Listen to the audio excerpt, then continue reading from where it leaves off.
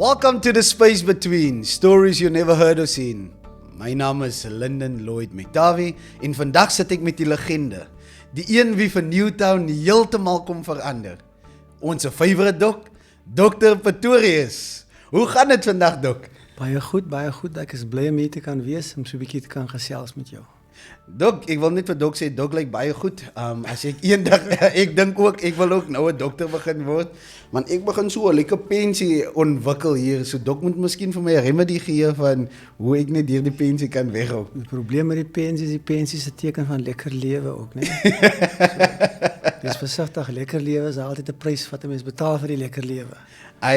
So sê dok nou eintlik ek moet 'n bietjie meer oefen of moet ek vir die kerksusters sê hulle moet nou minder kosiesters so hulle moet baie minder die kerksusters, want ek sien jou het so amper so lyk my jy het 'n program waar jy gaan besoek al die 'n bietjie bekommerd.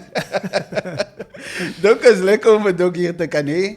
En as ek so afry in die pad dan Skoolstraat af en ek vat nou ek draai links daaronder op die hoek, dan sien ek altyd dat daar die spreekkamer altyd besig is.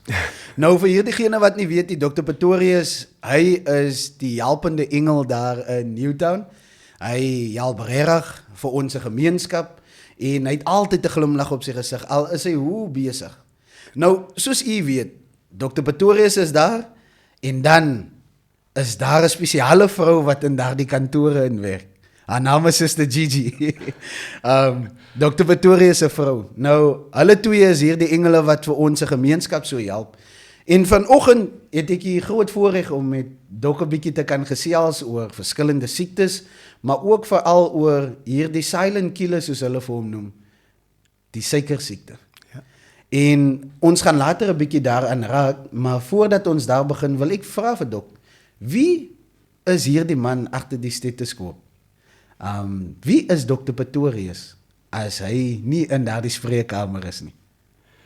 Ja, ek is gebore in die platteland in 1961 in Kanaven, 'n Karoo dorpie, en het vir 'n kort rukkie daar groot geword en toe later na die Kaap toe verhuis, waar ek toe begin skool gaan het en natuurlik omdat ek van die platteland af gekom het, was Engels ook vir my 'n baie vreemde soort taal geweest. So dit was meer 'n vorm van selfverdediging en jy weet as jy gesels het met hierdie Kaapse kinders en jy later met jou mond maar begin hou en hulle lag, hulle kla vir jou vir al die foute wat jy maak.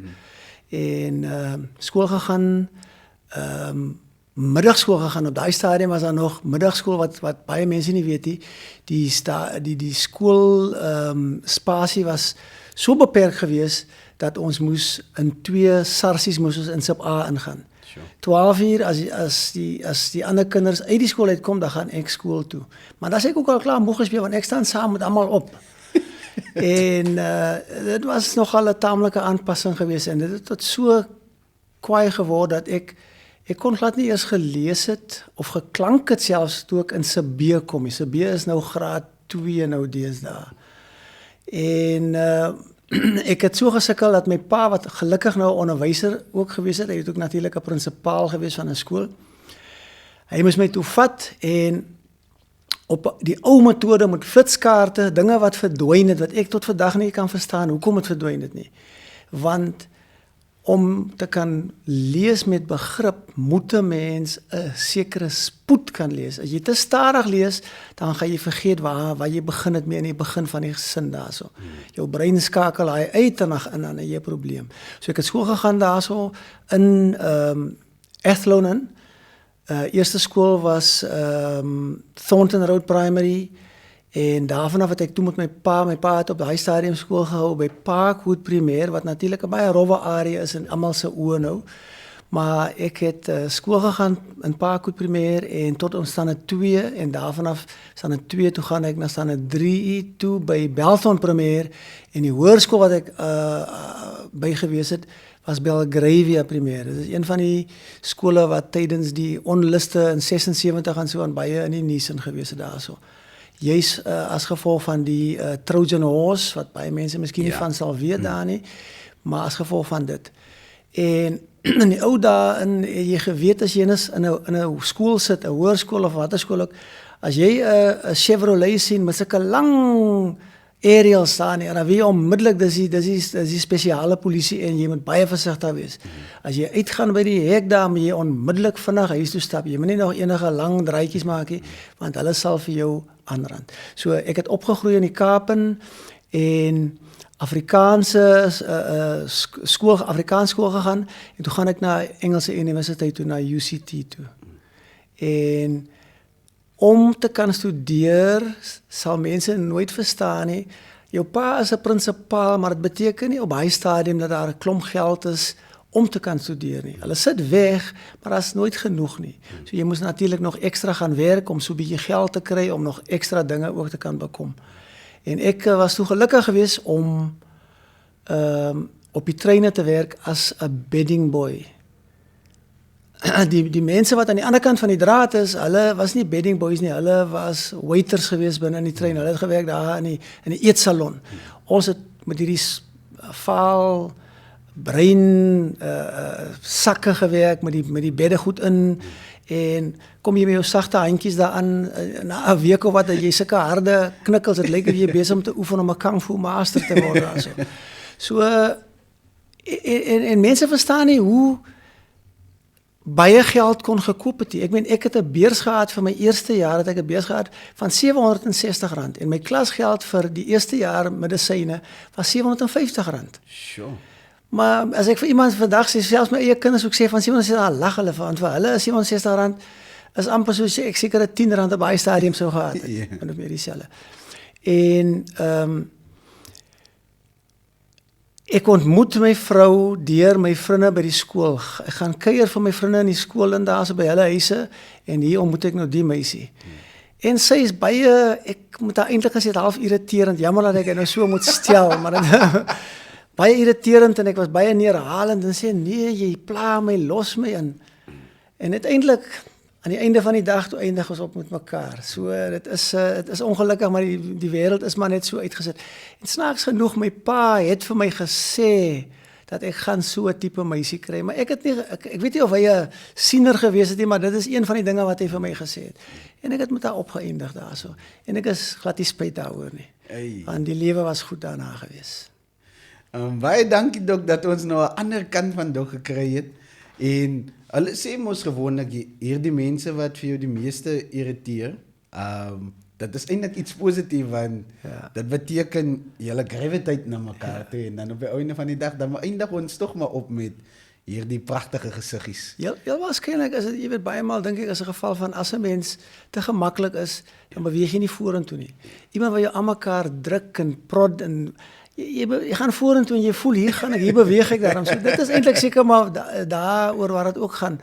En natuurlik medisyne was nie my eerste keuse gewees nie.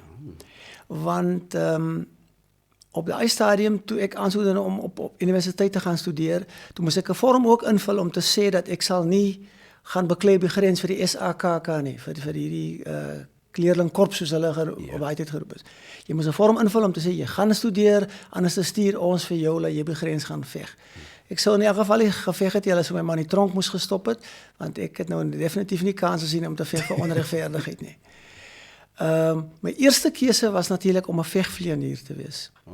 Van kleins af het ek al hierdie boeke gelees en ek het gedink maar ek wil 'n vegvlieënier word, want vir my was dit iets wat absoluut wonderlik gelyk het. Gelyk soos jy vry in die lug is en jy tuimel soos hierdie tuimelaar, hierdie duwe wat so tuimel. Die tuimel kom so af en dan vlieg jy weer teen die spoed van klank. En jy weet, vir my was dit absoluut van ek gedink as ek dit kan doen, as sal ek dan seker nou baie gelukkig wees. Maar dit was nooit vir my beskore nie en toe vat ek maar die tweede keuse wat nou maar die medisyne gewees het. En dis hoe ek hier opgeëindig het as. Nie dat ek spyt daar is oor nie, maar ek weet nog altyd dit is nog altyd iets wat jy in jou kop en onthou dat op daai stadium kon jy nie werklik jou drome verwesenlik of bekom nie, want daar was ander blokkades gewees. Ander blokkades. Ja. En dit is vir my baie interessant. Dankie dat Dok nou vir dit met ons deel, want om 'n vlieënier te wees en spesifiek dit te wou gedoen het wat Dok wou doen, het maar altyd beteken dat Dok eintlik diensbaar vir mense sou wees. Omgee oor ons mense, omgee oor Suid-Afrika. Ja. En as ons dieper daarin moet gaan, Dok sê nou oor medisyne was eintlik maar nou die tweede keuse. Ja. Maar hier speel Dok so 'n groot rol eintlik nie net in ons gemeenskap nie, maar ook oral waar ons beweeg, want as ons praat van 'n dokter nie net in Wellington of Parel nie, dan sal die mense sê Dr. Pretorius. En ek het altyd gewonder, wie is hier die Dr. Pretorius? Totdat ek al so een keer afgegaan het en eintlik agtergekom het dat Dok nie net met ons gemeenskap werk nie, maar ook met die hele streek hier rondom. Ja. Kyk, die groot ding is ek het sonder 'n ma groot geword vir baie jare. Ek dink my ma en my pa het geskei toe ons omtrent so 5 jaar oud is. En ek het groot geword met my pa, want my ma het teruggegaan na haar geboorteplek toe, wat daar naby Prieska is, Merridale. En daar's niks, daar's nie eens 'n skool, daar's absoluut niks. Ek weet nie waar water ook is daar nie, maar daar is 'n baie agterlike plekkie geweest. Toe het ek by my pa groot geword, so ek het sonder my ma groot geword, en my ma sterwe ook toe ek 10 jaar oud is. So met ander woorde, ek het sonder 'n ma groot geword, en dit is miskien een van die redes hoekom ek baie maal moeilik met vroumense interaksies gehad het. Dit was altyd 'n geval van, jy pla my, gee pad uit my omgewing uit, jy weet, wat soek jy so, daai soorte. So, maar dit het natuurlik later aan versag, laat dit nou verbeter, dat ek hom ten minste nou aan my eie vrou kon gekry het daarso. En die feit dat sy gesterwe het, en die feit dat ek toe deur my ouma baie groot gemaak gewees het, baie haar gebly het vir 'n tyd daarso, ouma en oupa, en hulle het siektes gehad, en dan sit en kyk ek altyd, dat ek wonder nou, wat se soorte pyne is die wat hulle so, dan moet jy kom vrywe in die en snaaks genoeg, my oupa het altyd, op sy linkerpols het hy altyd pyn gehad, dan moet ek altyd die linkerpols gevrywe. Nou vrywe ek die linkerpols, dan dink ek, kan die pols werk, die pols voel dan vir my so normaal, kom het er dan so baie pyn? En jare terug, jare na daai, moet ek sê, het ek toe besef dat dit eintlik 'n teken is van sy hart wat siek gewees het. Want hy het 'n hartaanval gekry binne in die hospitaal as gevolg van aterosklerose, maar die simptome was al vir jare daar gewees. Daai pyn in sy linker polsgewrig was 'n pyn wat verwys is van sy hart af, maar ons het nou nie kennis gehad nie.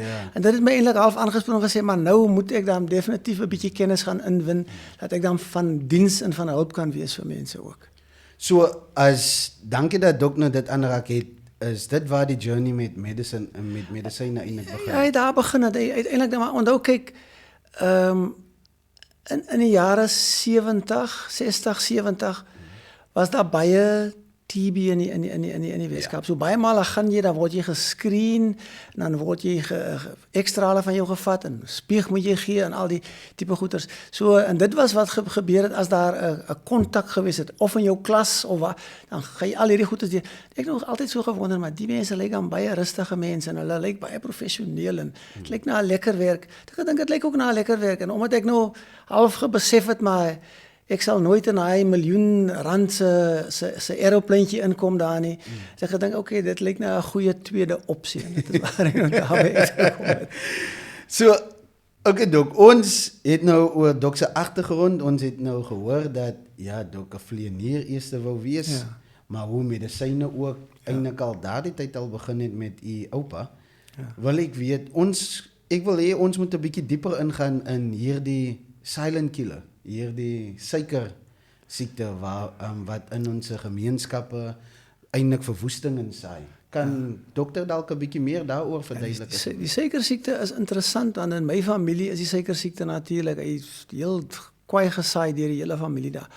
My ouma van my pa se kant het diabetes gehad, en sy het suikersiekte op so 'n graad dat sy moes insulien gebruik het. Nou die insulien wat ons vandag het, wat so mooi in die pennetjies in kom en so, en dit was nie daai soorte insulien gewees nie, dit was 'n glas buis gewees met 'n dik naald wat soos 'n draad gelyk het, en jou insulien moes altyd in die koelkas in gewees het. As hy uit die koelkas uitgekom het, as hy onmiddellik beteken hy niks vir jou nie. Sure. En my oom, my pa se broer wat net jonger as hy gewees het ook suikersiekte ontwikkel, en hy het ook 'n tipe 1 suiker ontwikkel waar hy ook moes insulien gebruik het. En Hy het hom baie maal het hom ingespuit en dan kyk ek hoe spuit die man hom in met die dik draad, want dis hierdie dun naalde wat ons vandag het, dis 'n dik draad, dan spuit hy hom in, laat die dik draad later aan gebuig is ook. En dan kyk ek, dan dink ek myself, "Sjoe, dit is hom absoluut, dit ver gaan by hom doen, want ek het gesê ek sal dit nie kan doen nie." Maar dan besef jy dit, as hy dit nie doen nie, dan sal hy nie lank kan bly lewe nie, so hy moes dit gedoen het. En hy het gesterwe op die ouderdom van 51 ook aan 'n hartaanval. Op by 'n familiedag wat hulle gewees het met sy familie by sy werk, en toe het hy daar gesterwe in die karavaan waar hulle, weet nie of hulle koeldrank of wat daar vir die mense bedien het daar nie, het hy daar gesterwe. So suikersiekte is in my familie, en ek self het ook suikersiekte. So dit is, en ek het dit geweet voor die tyd al. Ek het gekyk, toe sien ek diegene wat trek soos ek trek, of wat ek trek na hulle het almal suikersiekte. Dit beteken ek is op pad. En ek het sjokolades geëet, laat dit goed gaan. Elke dag het ek vir my, ek dink hy het hulle so 'n 9 blokkie sjokolade gehad wat 50 sent gekos het. Elke dag omtrent een van daai goed geëet. En wanneer ek het geweet, die toekoms gaan ek nie hierdie goedes nie kan eet meer nie.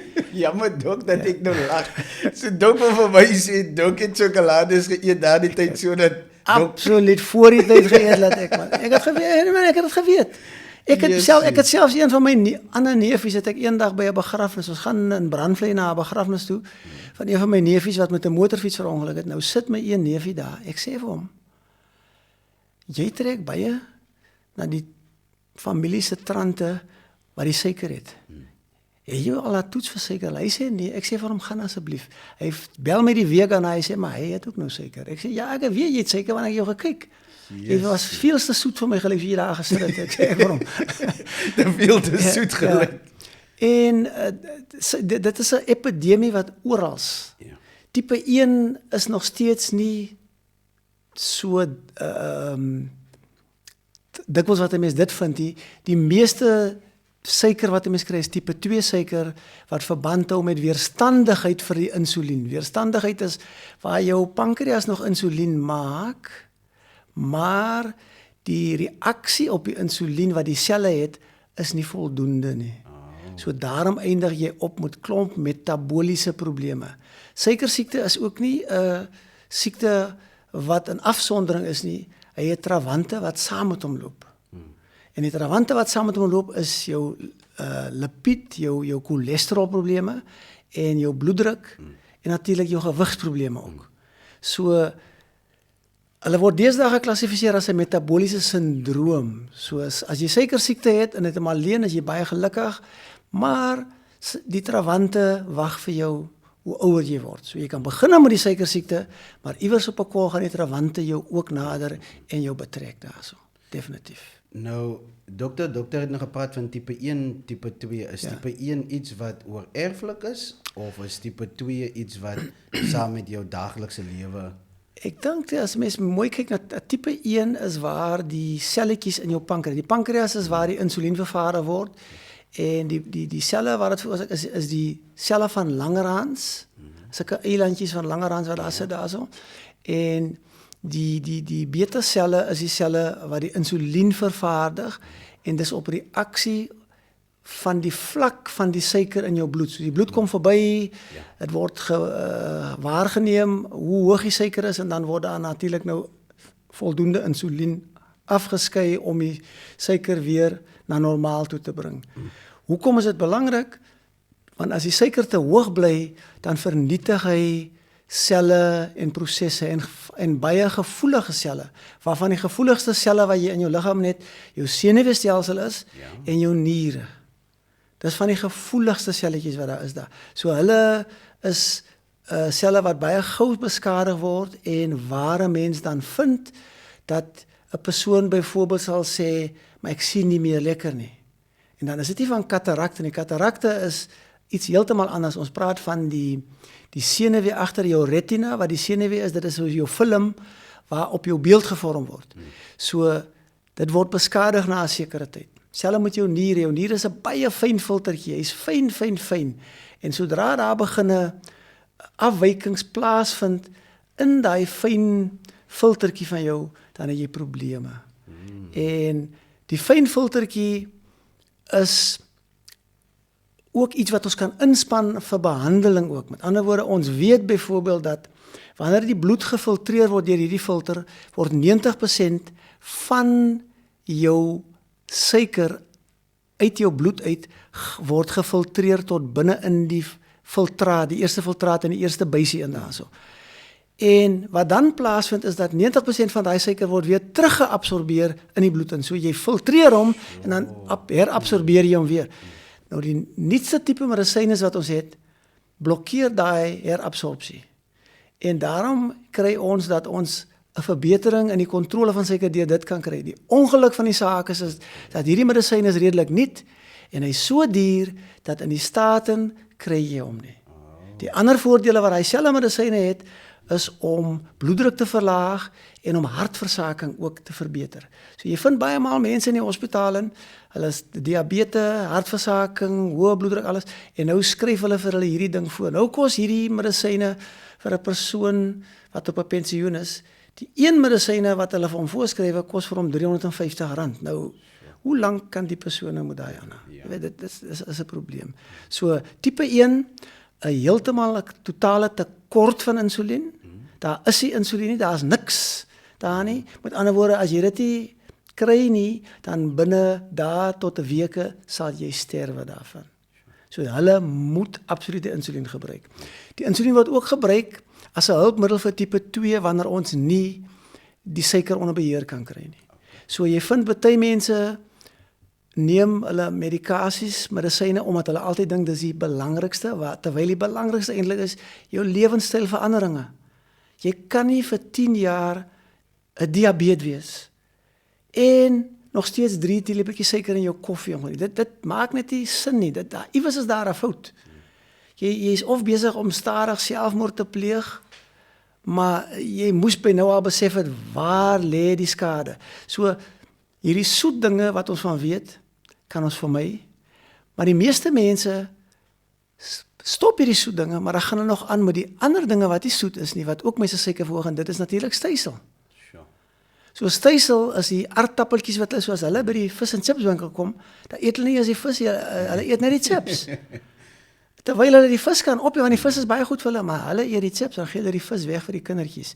So aardappels, rys, brood en pasta is die grootes wat 'n mens nou aan kan dink, wat 'n mens moet baie minder maak. Ek sal nie sê jy moet dit heeltemal wegmaak, mens kan nie mense lewe heeltemal saai maak. Jy wil hom nog jou lewe lekker maak. Ek kan so 2 chippies proe en dan aangaan met die vis en so aan, en klein stukkie macaroni eet, jy weet, grove brood eet, hierdie saadbroodjies en low GI brood en so aan, en versoeters gebruik in plek van suiker. Fop jou tong en fop jou brein. Dan sê jy, dit proe baie lekker soet net, dankie tog, klaar. En dan as jy jou suiker bly dieselfde. Is nou net jou kop voel dat hy nou lekker iets so ingekry het daarso. Want suiker is absoluut, is gif.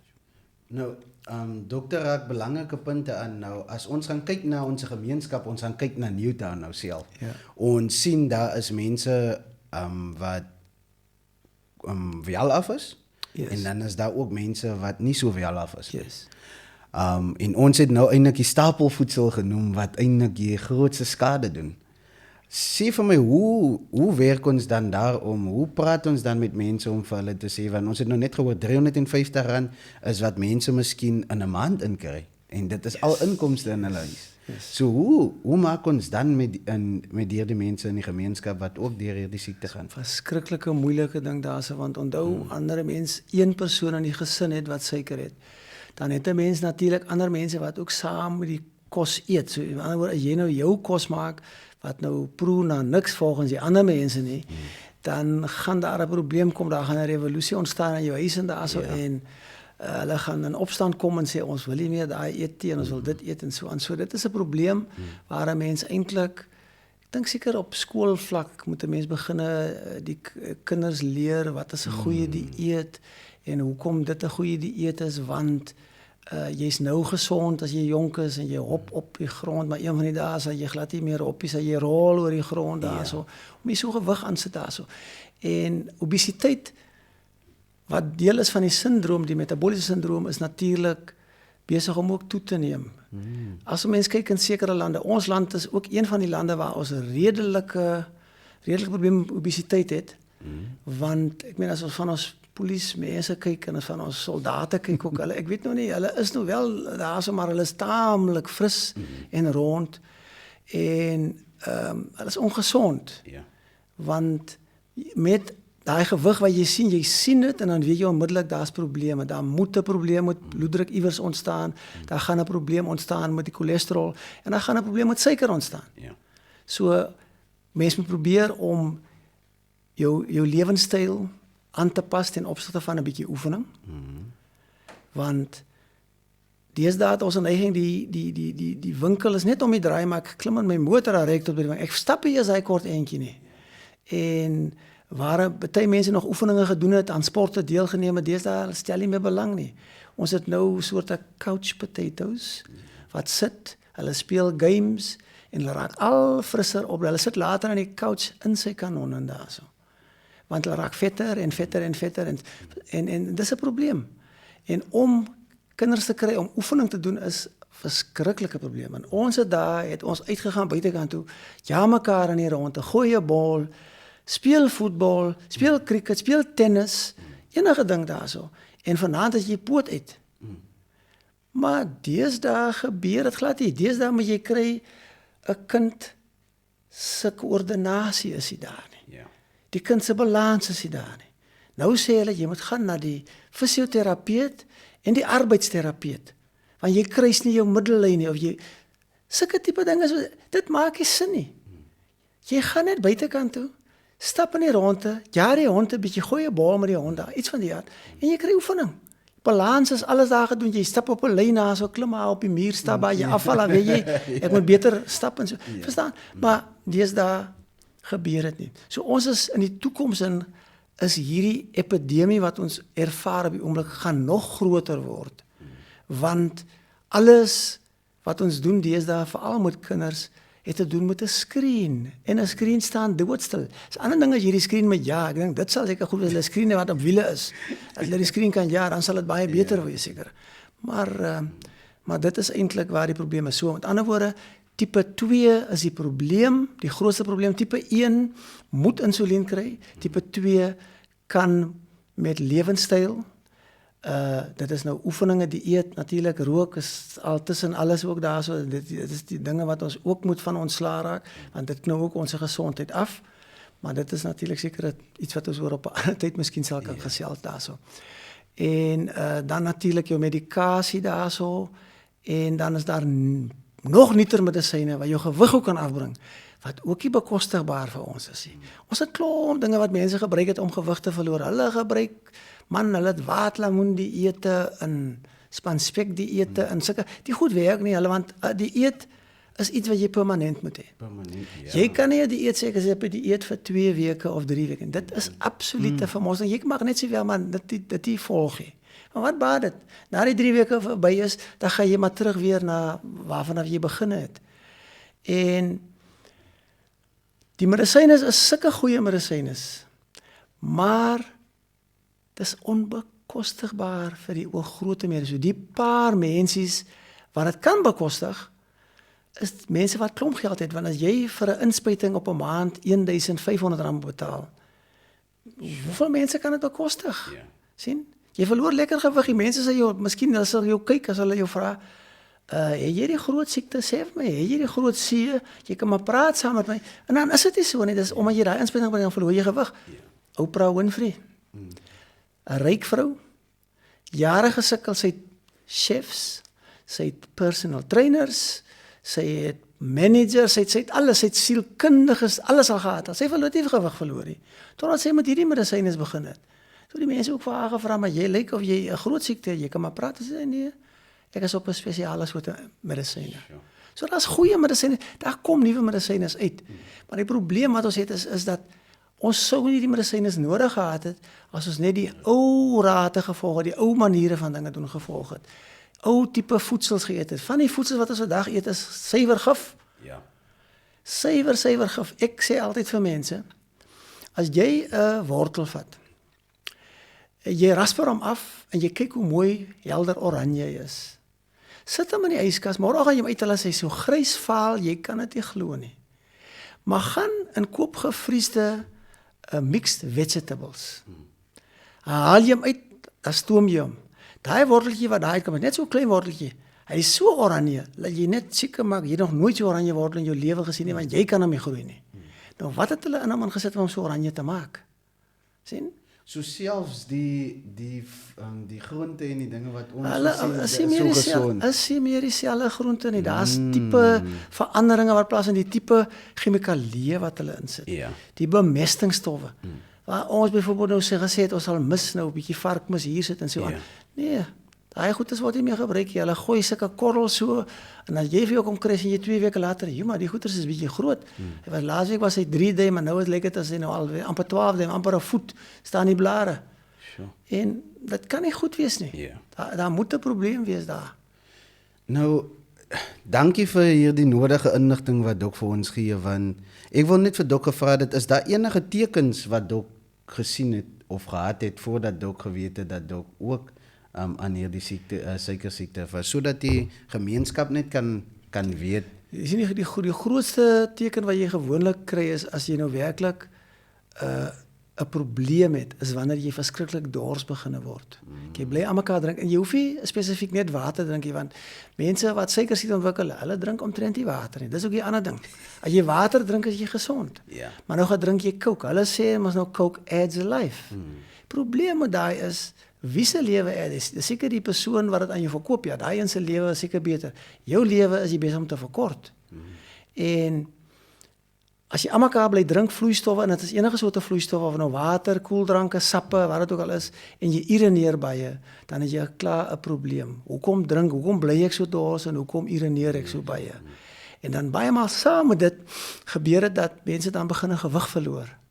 Want soos die suiker uitgaan, begin hy van jou vette en goeters te verbrand ook, want die suiker is so hoog. Dan begin jy gewig te verloor en kan mense vir jou sê, maar jy lyk 'n bietjie dun en maar en dan gaan jy na dokter toe en die eerste ding wat jy vir hom sê is ek pie baie ook onmiddellik aan begin en weet ons al klaar watter ballpark ons nou is daarso.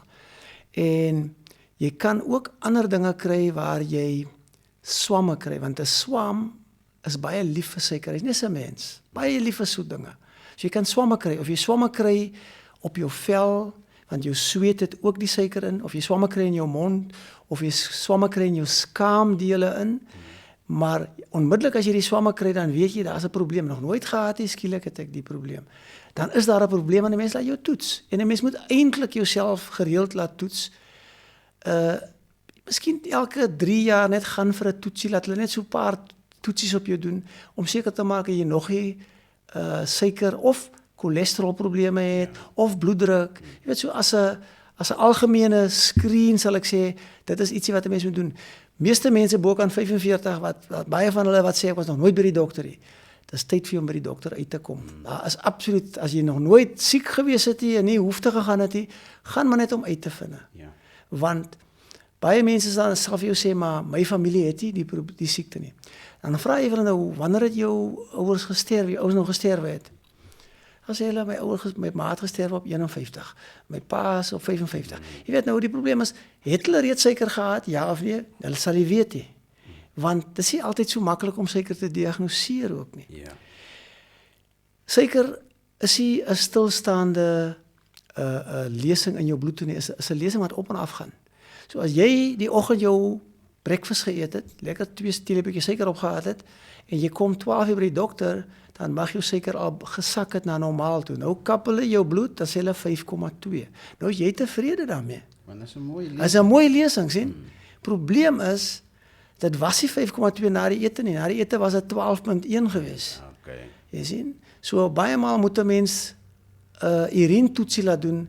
En deesdae skyn dit amper baie van die mediese personeel hou nie so baie van 'n urinetoets. Dit is nie so 'n lekker toetsie. Dis amper net soos 'n rektale ondersoek. Party van die mediese wil dit nie eintlik doen nie want dit pas nou nie lekker in hulle daaglikse, weet jy wat nou nie, maar dit is die dinge wat jy moet doen. Dis die belangrike dinge wat jy moet doen daarso. As jy nie jou vinger daarin sit, gaan jy jou voet daarin sit. Dit is wat die professors vir ons gesê het en dit is vandag nog gesien as die waarheid. Jy moet jou vinger daarin sit. Ja. Sien so absoluut. So Dok, ek wil net gou vir Dok gevra dat hoor ek dan nou vir Dok reg, is dit nou en dan belangrik, sê maar jy is nou gediagnoseer met suikersiekte Yes. en jy gaan deur jou daglikse lewe, is dit nou en dan baie belangrik om ietsie te eet en dan daarna dan te kyk net hoe jou suikertelling lyk of dit baie hoog skiet of Jy sien dit wat 'n mens vir iemand kan sê wat moontlik vermoed dat hulle suiker het of nie heeltemal seker is nie. Dan kan hulle sê ek gaan dokter toe gaan, maar wat ek gaan doen 'n uur voor ek by die dokter kom, dan gaan ek 'n hele blikkie Coca-Cola drink. Nie omdat ek jou wil vergiftig hê, maar ek wil hê dat jou liggaam moet 'n klomp suiker in hom het. So as jy by die dokter kom, dat ons dan kan sê, maar jou suiker is normaal. Met ander woorde, jy 'n 5,2 het en jy het 'n blikkie Coke gedrink, dan het jy nie suiker nie. Daar is jy maar, verstaan? Verstaan, maar as jy nog gevas het, dan baie mense is baie slim, veral die wat al reeds suiker het ook. Hulle kom by die dokter, hulle eet elke dag hulle verkeerd. Voor hulle by die dokter kom die dag van tevore begin drink hulle water. En dan met Nou as hulle nou by my kom, nou kap ek, dan sê ek, jou suiker is mooi, ek sien jy's 'n 6,3, is fantasties, hou dit so. Maar nou het hulle van my geflous, maar hulle het eintlik hulle self geflous, want hulle eet nie elke dag so nie.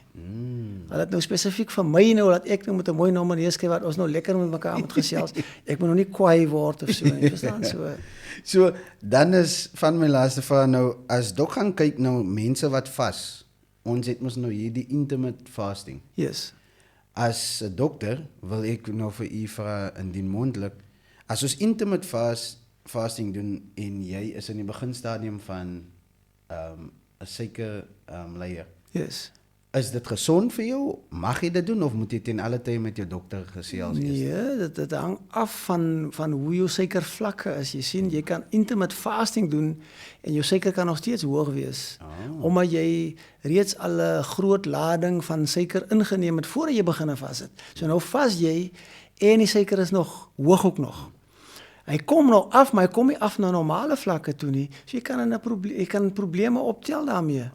Want onthou wanneer 'n mens suiker se ander ding is wanneer hy te hoog gaan en te lank hoog bly, dan kry jy 'n toestand waar jy in 'n koma kan gaan ook daarso. En dit is 'n toestand waar die liggaam so baie suiker het dat hy begin vette ook verbrand. Hy verbrand jou vette en dan as die vette se produkte wat jy kry nadat die vet verbrand is wat ons roep ketone. Ketone, ja. So met ander woorde, die ketone is wat jy mik wanneer jy die intermittent fasting doen, sien? Ja. Om jou gewig mooi te hou en so aan.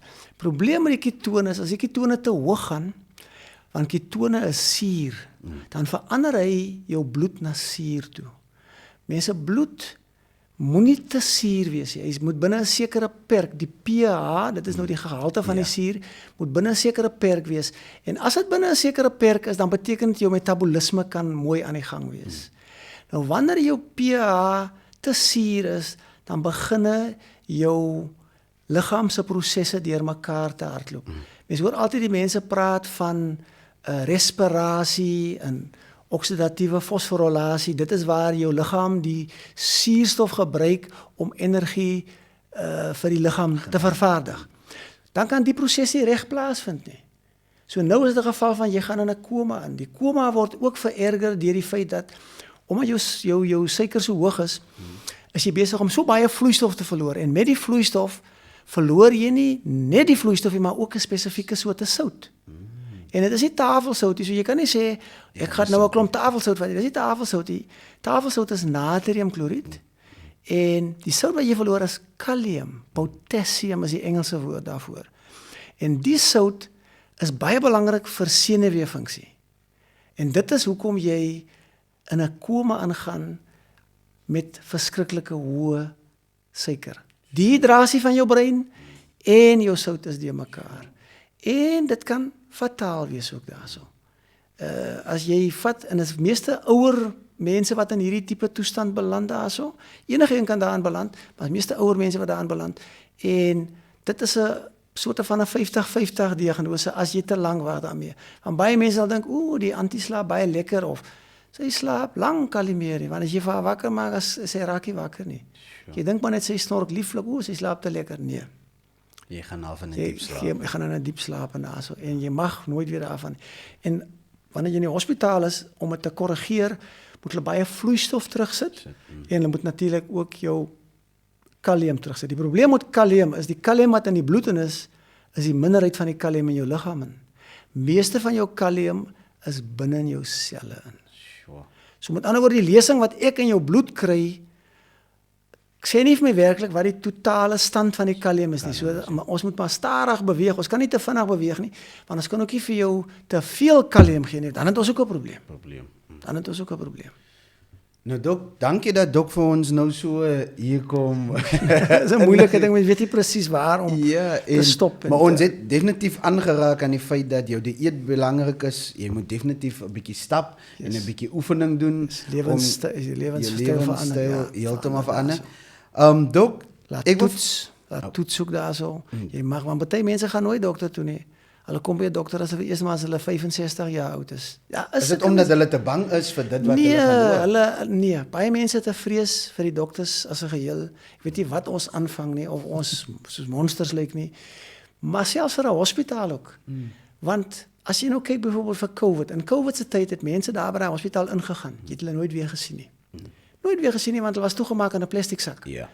Nou, dit versterk nog steeds daai geval van mense gaan in, hulle kom nie weer lewendig uit nie. So wat soort 'n plek is daai? Vir baie mense is daai 'n plek van, dit is nie 'n goeie plek nie. Verstaan? So dit is ongelukkig en COVID het dit net versterk, want daar's klomp mense wat hulle, ek het nou die dag weer so 'n vrou gehad weer.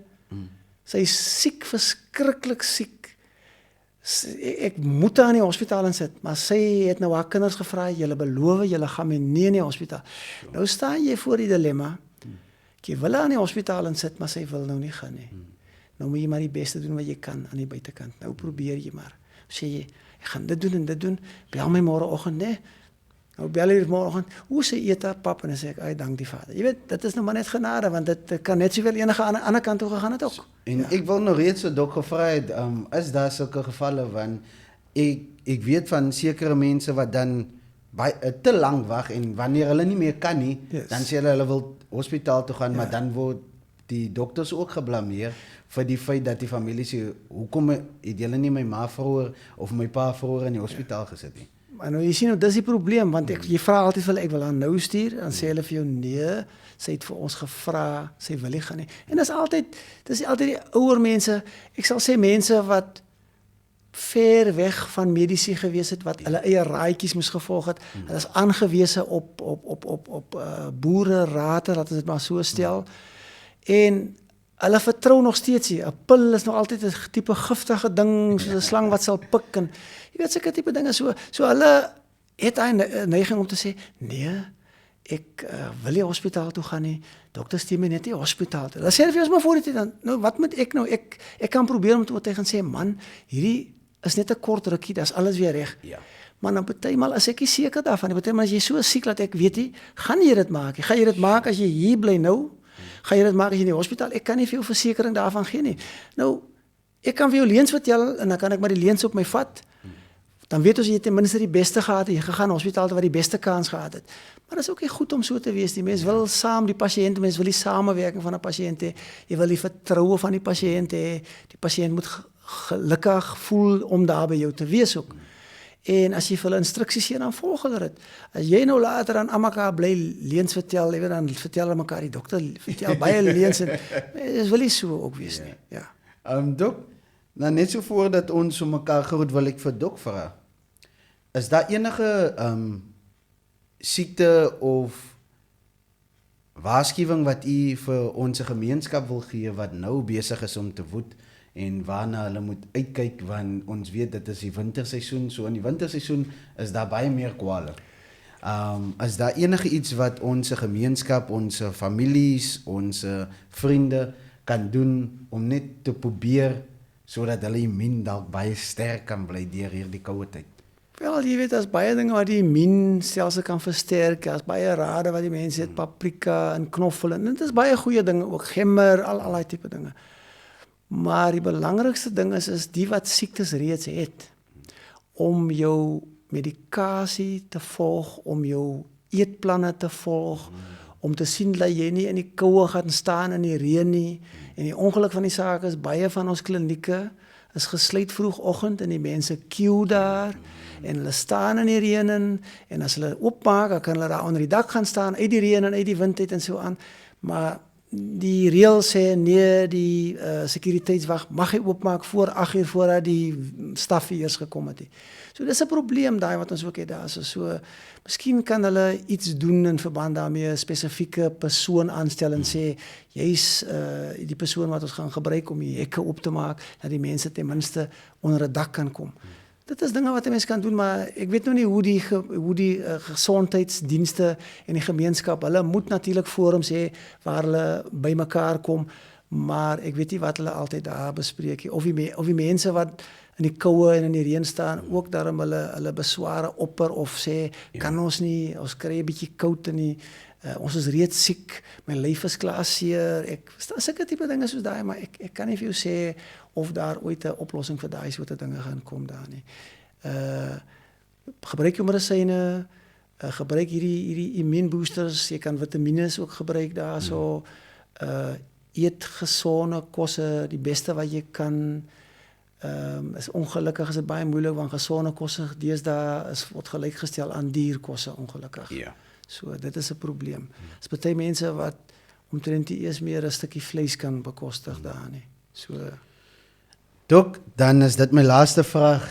My laaste vraag is, ja, Dok het nou al baie harte gehoor klop. Reg? Wat het Dok oor die hart geleer wat 'n handboek nooit vir Dok kon leer nie? hart geleer. Ja, jy sien, daar's 'n sindroom wat hulle roep Takasubo. Hulle sê gebreekte hartsindroom. Nou gebreekte hartsindroom is waar jy so stres en depressie opbou dat jou hart nie reg funksioneer nie. En dit is ernstig. En deesdae gaan ons baie hierdie dinge teekom, want jy het baie ouers wie se kinders op dwelmmiddels is.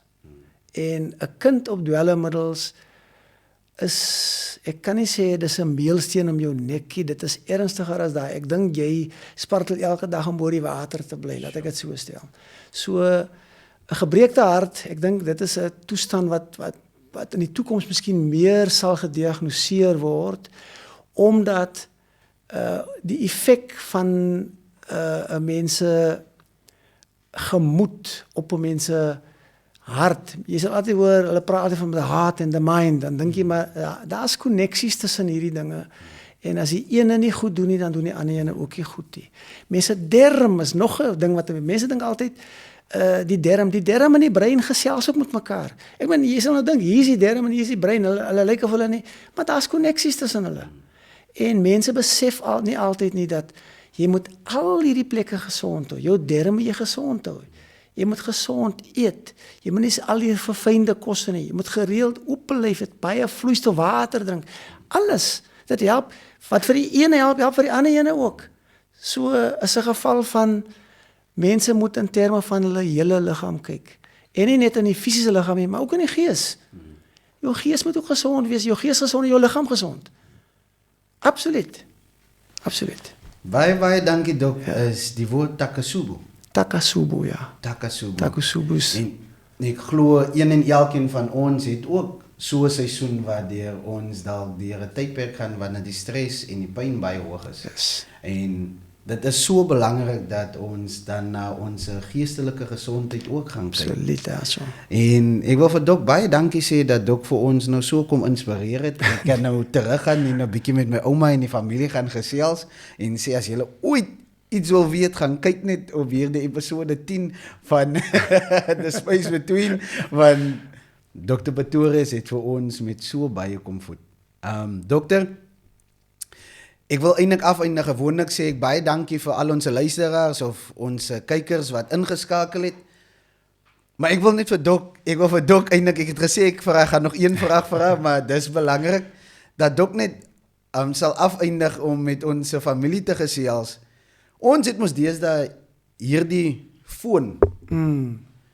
En as dinge nie lekker gaan nie of iets voel nie reg nie, dan hardloop ons na Dr. Google toe.